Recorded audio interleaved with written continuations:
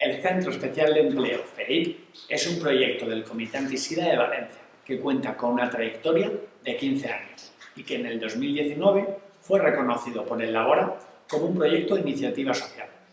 Esto significa que además de prestar unos servicios de calidad, económicos y profesionales, nuestro fin último es la integración de las personas con diversidad funcional en el mercado de trabajo.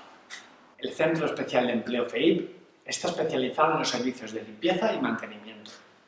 Entidades como la Coordinadora, CEA, el Comité de Valencia, colaboran con nosotros. También empresas como Valresa.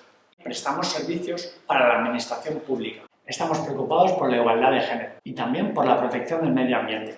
El Centro Especial de Empleo CEIP aporta un valor añadido a la actividad de nuestros clientes, porque además de recibir un servicio de calidad, profesional y económico, están contribuyendo a que las personas con diversidad funcional se integren en el mercado de trabajo.